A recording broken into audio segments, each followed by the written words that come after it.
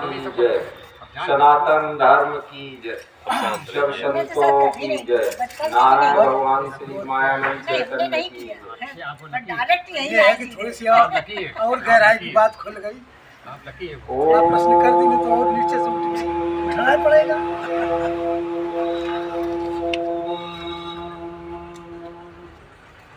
सब लोग पूजा करते हैं, पता ही तो अच्छा ही लगा। पूजा मतलब दो जानकारी।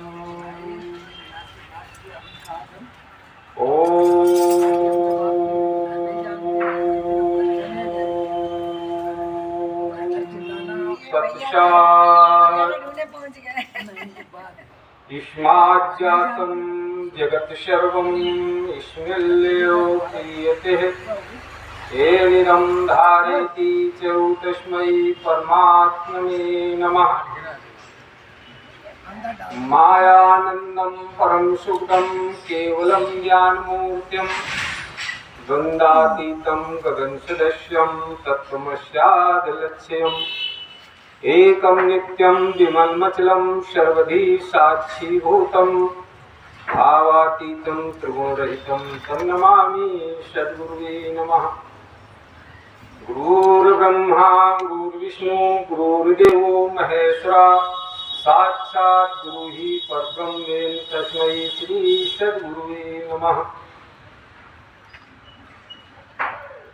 सभी आत्मबंधु को स्वाहृदय से नमन।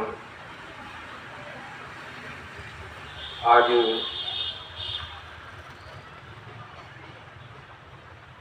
कानपुर महानगर दक्षिण क्षेत्र में बर्रा 8 उप केंद्र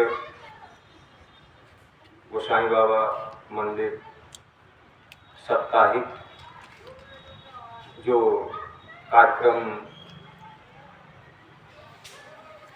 सुनिश्चित किया गया है,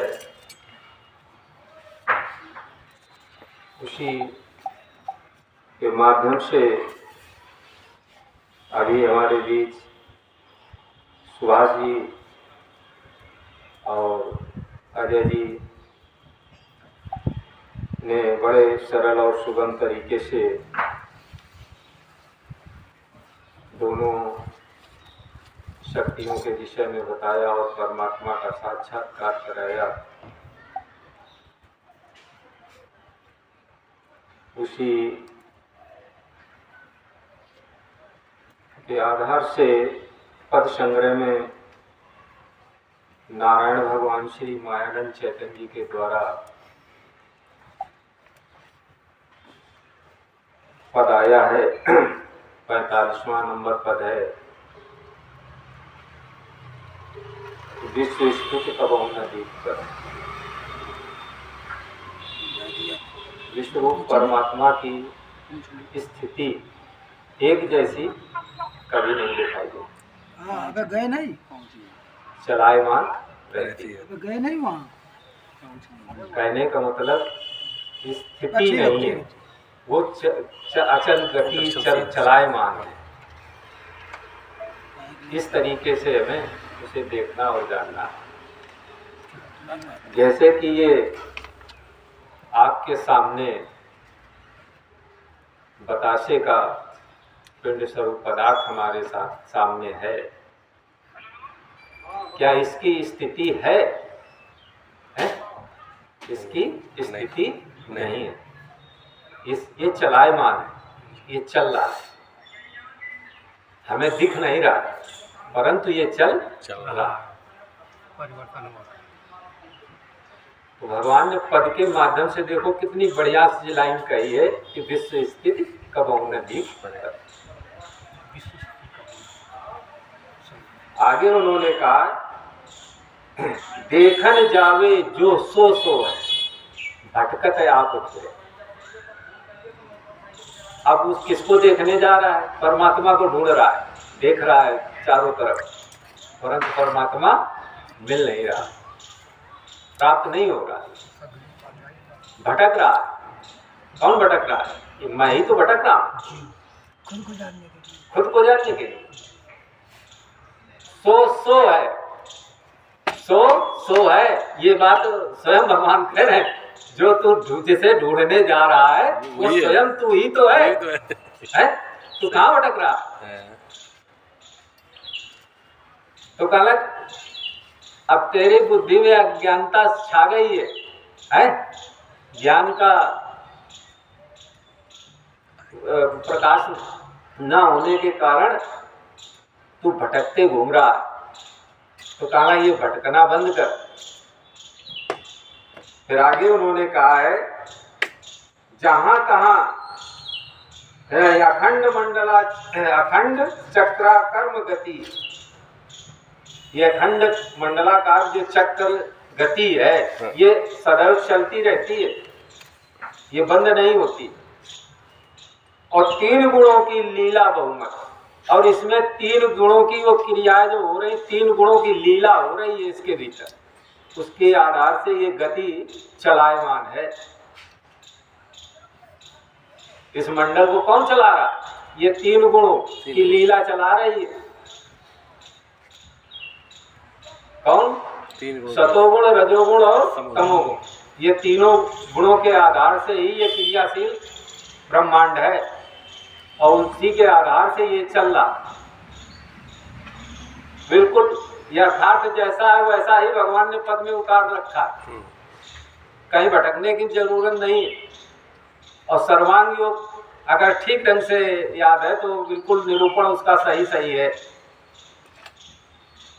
फिर आगे उन्होंने कहा जहां तहां भासे क्षर प्रकाश। अब जहां तहां भासे क्षर प्रकाश का मतलब क्या है? जहां तहां तत्वदर्शी संत जहां तहां आपको प्राप्त होंगे, सब जगह प्राप्त नहीं हो सकते। तभी वो क्षर प्रकृति के विषय में उसकी पूर्णता जानकारी आपको प्राप्त करा देंगे। आगे उन्होंने कहा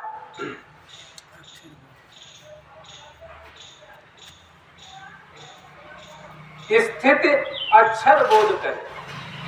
और स्थित इसमें क्या है? अक्षर वो बोध करे। तो वो बोध कौन कराएगा?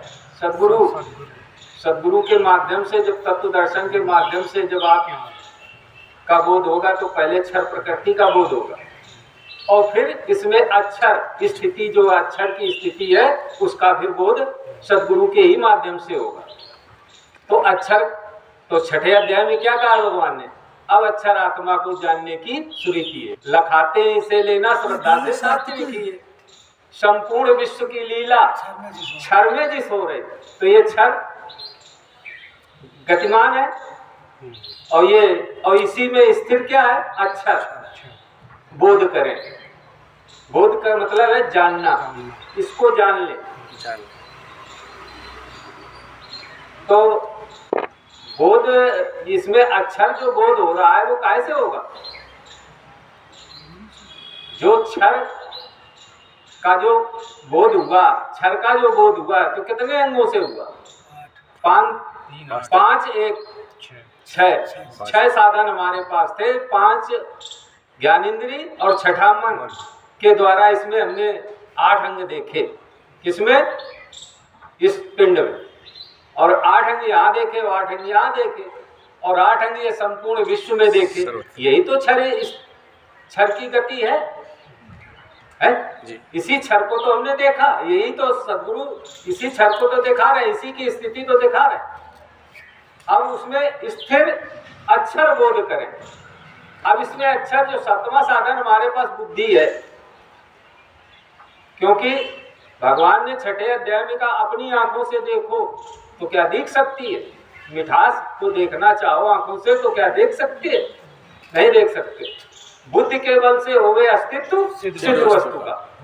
इसमें जो अस्तित्व है वो कैसे सिद्ध होगा? बुद्धि से। जो बुद्धि है, और बुद्धि किसकी? सद्गुरु ने जो सूक्ष्म रूपी बुद्धि दी है, उस सूक्ष्म रूपी बुद्धि लगा करके जब हम देखेंगे तो अक्षर बोध करें, तब अक्षर का बोध होगा। और सर्वस्त्र जैसा वैसा ही बोध होगा कि अलग अलग होगा? जैसा वैसा। जैसा हमें लगेगा चखे के देखे, हमें जैसा लगे आप भी चखिए, तो जैसा इसमें है वैसा सबको ही देखेगा ना, एक सा दिखेगा कि अलग अलग देखेगा, एक सा दिखेगा है? एक तो सा दिखेगा। अक्षर बोध करें। अब आगे लाइन क्या कह रहे हैं, जब ईश्वर अक्षर ही भावे।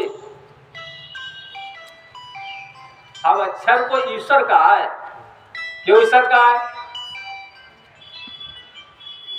ईश्वर संज्ञा से जो इसमें मिठास प्रियत्व जो है, ये ईश्वर ही संज्ञा है इसकी, इसे ईश्वर ही कहा गया।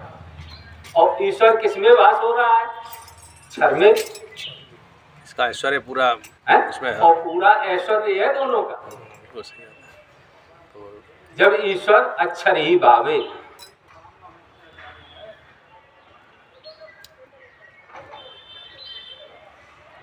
सदगुरु पद में रति उपजा।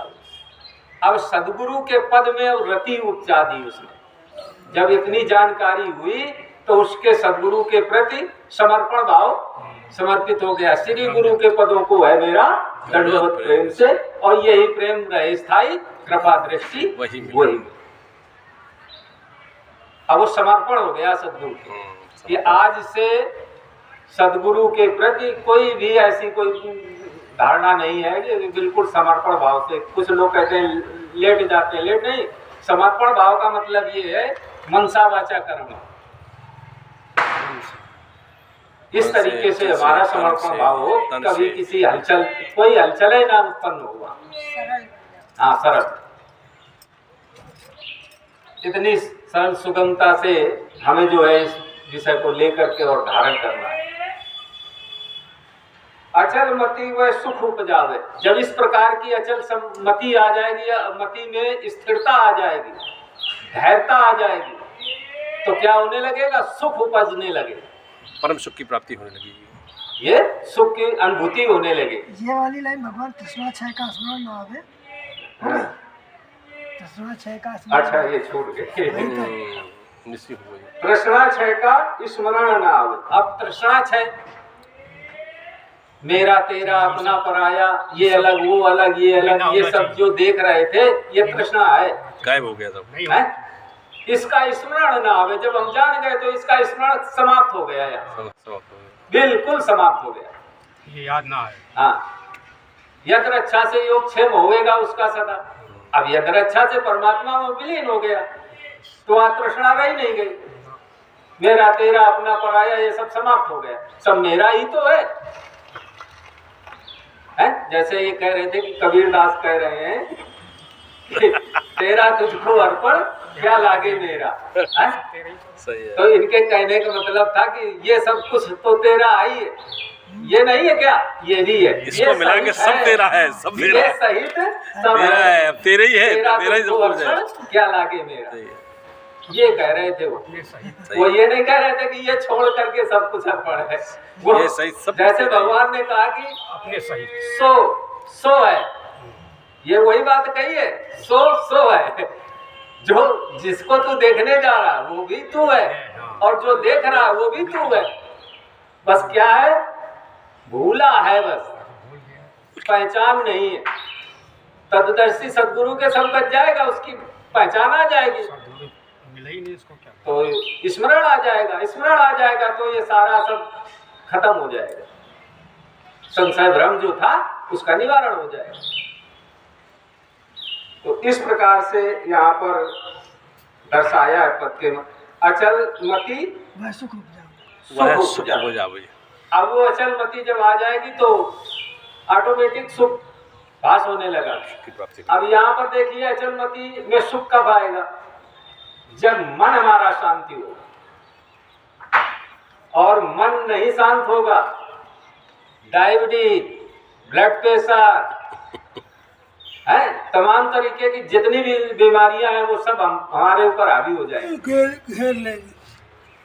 आज जितना भी जो कुछ है भोग या दुख, वो सब मन का ही है। बस मन ना संतुष्ट होने के कारण हम सारे भोग भोग रहे हैं, और जितना कमाते हैं उसे दूना डॉक्टर को दे रहे हैं।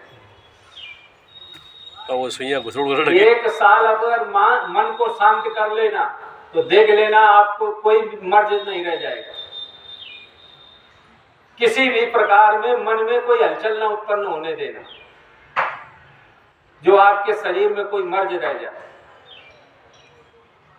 और कितना फुर्तीली होगा जीवन, कितना सुखमय होगा और कितना आनंदमय होगा, उसकी अनुभूति आप फिर स्वयं बताएंगे, स्वयं ही करेंगे।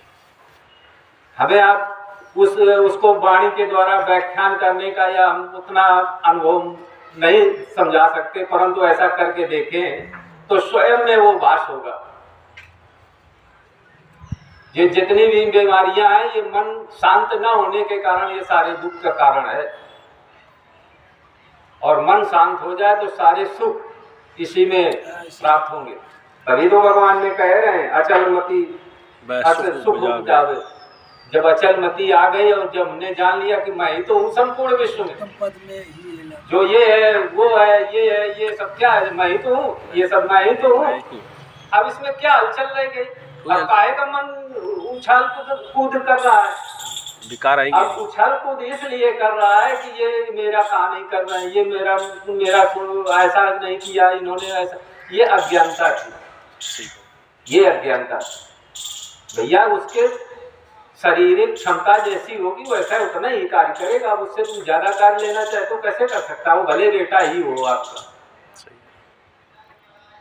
या आपकी पत्नी ही हो, अब आप स्वयं ही हो, तो स्वयं जो शरीर की क्षमता उस आधार से ही तो कार्य कर सकते हैं। और ना हुआ कार्य तो टेंशन, मन में टेंशन रहती है, ये हमारा कार्य नहीं होता। और वो जब तक नहीं होगा तब तक तुम्हारे टेंशन ही बना रहेगा और बीमारी का कारण और बन जाएगा। और किसी दिन ज्यादा टेंशन हो जाए तो ब्लड प्रेशर आ जाए, हाई हो जाए, लो हो जाए, या अटैक पड़ सकता है। यही तो हो रहा है आज। साधारण सी स्थिति में हर आदमी को ब्लड प्रेशर लो होना और हाई होना और आम बात हो गई है। उसका यही कारण, मन उसका शांत नहीं है। वो दिखावा में तो समाज में हंस रहा है, परंतु वो अंदरूनी नहीं हंस रहा है, वो दिखावा से हंस रहा है। अंदरूनी से वो खुश नहीं है। अगर वो अंदर से खुश होगा तो चेहरे में चमक होगी। आप ये समझ लेना, जिसके चेहरे में चमक होगी वो अंदर और बाहर से दोनों से प्रसन्न होगा। और जो बनावटी होगा तो उसके चेहरे में चमक नहीं होगी, उदासी छाई होगी, बनावटी हंस रहा होगा। बोलो। तो ये समझ ले, ये तो भगवान ने जो दिव्य चक्षु दिए हैं, दिव्य दृष्टि दी है, ये चश्मा है, मार है। इस चश्मा को लगाइए तो सब वास्तविकता जो है वो दिखाई देने लगेगी। ये कोई बनावटी नहीं है, ये सब वास्तविक जो व्यवहार हो रहे हैं वो सब समाज में दिखते हैं, परंतु उसमें हस्तक्षेप मत करिए। उसमें हस्तक्षेप आप मत करिए, आप देखते रहिए, आप देखने के लिए बनाए गए, देखते रहिए। क्योंकि आपकी बात सहज से उसकी समझ में नहीं आनी और आपका वो विरोध करने लगेगा। तो प्रकृति जो कर रही है वो स्वयं अपने में लय कर लेगी। प्रकृति जो कर रही है वो स्वयं अपने में लय कर लेगी। आप बस इशारा कर दें, बस समझे तो समझे, ना समझे तो वो स्वयं परमात्मा ही संभाल लेगा। भगवान ये कह रहे हैं जगाओ, परंतु ज्यादा प्रेशर न देना कि उसके जगाने में तुम डिस्टर्ब हो जाओ। जागे तो जागे, ना जागे तो उसका काम जाने। आगे भगवान ने कहा है मायानंद कहे सो पावे मुझे ही में विचरे। मायानंद जो भगवान ने कहा है, तो कहा ये जो दिव्य दृष्टि दिव्य चक्षु हमने जो प्रदान आपको किए इसी में विचरण करिए और कहीं मत जाइए, इसी इतने में विचरण करिए। इसी का निरंतर अभ्यास करते हैं, इसका रोज जो है रिवीजन अभ्यास करते रहे और मुझे ही में विचरे। तो कहा मुझसे अलग हो जाएंगे। मुझे ही में विचरण का मतलब है विश्वरूप परमात्मा में, तो उससे वंचित हो जाएंगे, कभी नहीं हो सकते। कभी नहीं। तो जैसे एक पिता अपने 4 पुत्रों का ध्यान रखता है, इसी प्रकार से वो विश्व रूप परमात्मा सबका ध्यान सबका रखता ध्यान है। रखता है बच्चों को। जब उसमें लगे रहोगे तो विशेष आपके ऊपर उसकी विशेषता कृपा दृष्टि बनी रहेगी विशिष्ट प्राणी। और आपसे वो उसका स्नेह ज्यादा होगा कि ये सारे काम हमारे आधार से ही कर रहा है, इसको किसी प्रकार की कोई कष्ट या दुख ना होने पर। ये तो तभी तो कहा यद रक्षा से योगक्षेम होवेगा उसका सदा, अंत में पद सो पावे वेदों में श्रेष्ठ जो का। यहाँ आज तो अपनी वाणी को यह विश्राम देते हैं। बोलो सतगुरु भगवान की जय, विश्व रूप परमात्मा की। चलो भाई आरती पद एक पद था, ये एक पूरा पद आपका हो गया है। हमने कहा आज पदे के माध्यम से। नहीं बहुत बढ़िया, बहुत सुंदर, बहुत अच्छा। सब पदों का भी मिलान होना चाहिए भैया ये पद संग्रह दे दीजिएगा। हाँ है 2 है ना, एक हमारे पास, ये नीचे वाली हमारी है 3 है ना, ये 2 और भी पद हैं क्या यहाँ पे? और पद है क्या? आप किताब पद संग्रह संग्रह मिल जाए। संग्रह से बहुत पद है। आप आपकी संडे को आना तो लेते आए, मेरे पास घर पे रखिए। चलो आरती कर। आना भूलना नहीं। अरे भाई हम बता तो रहे हैं कि अरे घर हो में जाए, सब बता नहीं, हमारे यहाँ जो है काम क्या है? ये बंद है। बेटे की शादी